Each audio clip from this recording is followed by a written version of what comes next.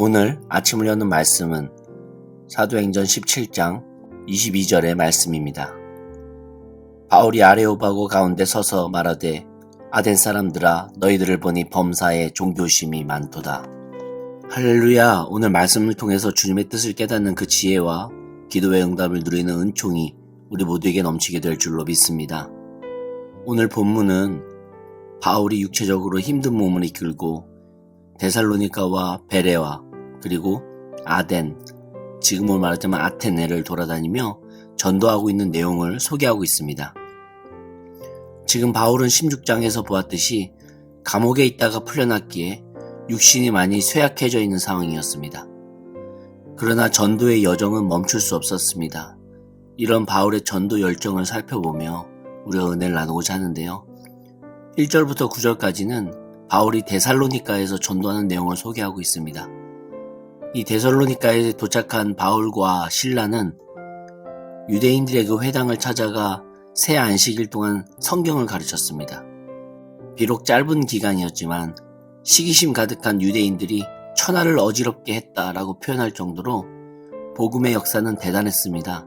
실제로 데살로니가 지역에서 바울의 그 강론을 들은 이후에 경건한 헬라인의 큰 무리와 또 많은 귀부인들이 회심하게 되었습니다.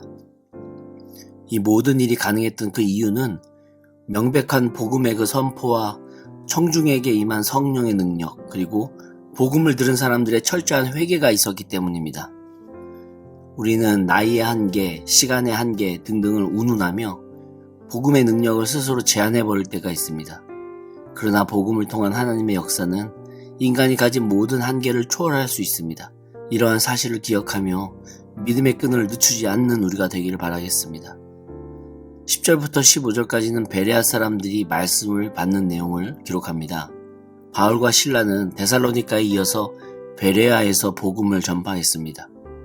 그들은 간절한 마음으로 말씀을 받고 날마다 성경을 묵상하는 그 베레아 사람들을 만나게 되는데요. 바울은 복음을 전하는 곳에서 다양한 사람들을 만났습니다.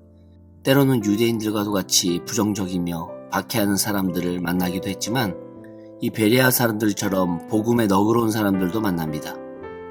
우리도 삶을 살아가다 보면 다양한 부류의 사람들을 만나기도 합니다. 때로는 우리가 만난 사람들 가운데 기독교에 대한 인식이 부정적인 사람들도 있습니다. 비록 우리가 만난 사람들이 이 유대인들과 같이 복음 앞에서 부정적이라 할지라도 우리는 복음 전파의 그 사명을 소홀히 해서는 안 됩니다. 우리가 복음의 씨앗을 뿌린다면 그것을 자라게 하시고 거두게 하시는 분은 다름 아닌 하나님이기 때문입니다. 이슬람권에 선교하러 가셨던 선교사님께서 20년 동안 회심자를 단 한 명도 얻지 못하고 한국으로 돌아왔습니다. 그러자 선교단체를 비롯해서 그 선교사님을 후원하던 교회들이 그 선교사님에게 비판을 가했습니다. 그 이후 후임 선교사가 다시 그 이슬람권으로 파송됐는데 얼마 지나지 않아서 믿는 자들이 몇 명 생겼다라고 하는 보고가 들어왔고 그 보고서에는 이렇게 쓰여져 있습니다. 전임 선교사님이 뿌린 그 씨앗이 결실을 보았고 저는 그저 거두었을 뿐입니다. 라고 쓰여져 있었죠. 하나님 나라의 사역은 혼자 하는 것이 아닙니다. 뿌리는 자가 있고 거두는 자가 있고요. 중요한 것은 자기에게 맡겨진 영역에서 최선을 다하는 것입니다. 열심히 전도했지만 그들이 곧바로 예수님을 영접하지 않을 수도 있습니다.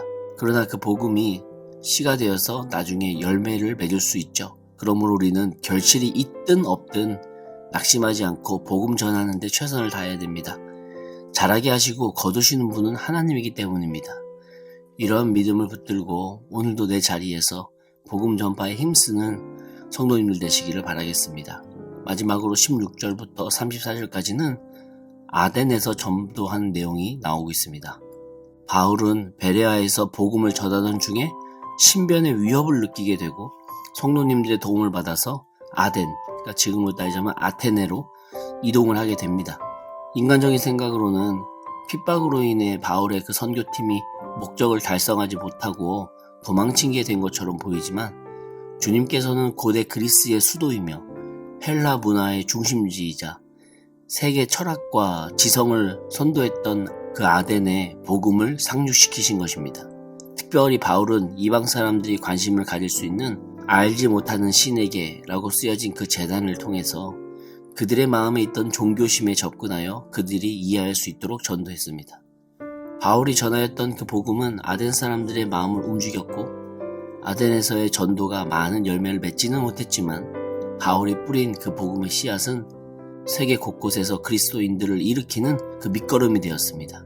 그리스도인들의 삶은 예수님을 증거하고 또 그러한 삶을 살아내는 여정입니다.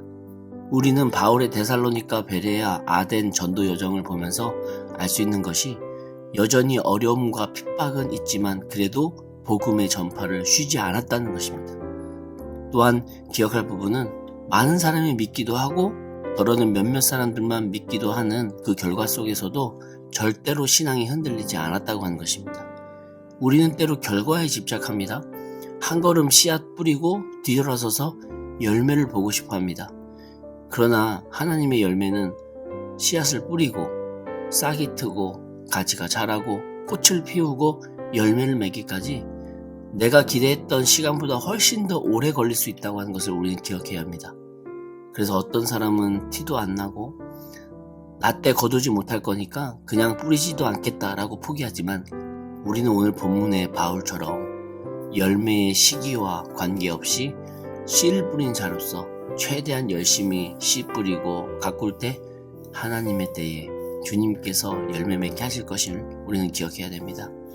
그 바울이 뿌린 복음의 씨가 300년 뒤에 로마를 변화시켰고 지금 우리에게도 그 열매가 자라고 있는 것입니다.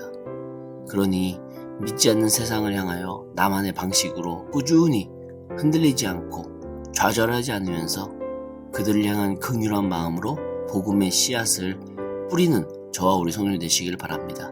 그러할 때 절대 그 시간과 노력은 헛된 것이 아니며 혹 열매가 내 눈에 보이지 않는다 할지라도 이미 하나님께서는 그 열매를 준비하고 계시다고 하는 것을 기억하시기 바랍니다.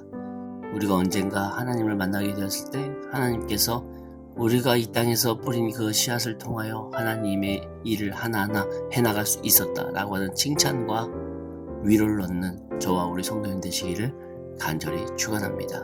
오늘 하루도 그러한 주님과 동행하시길 바라겠습니다. 우리 함께 기도하시겠습니다.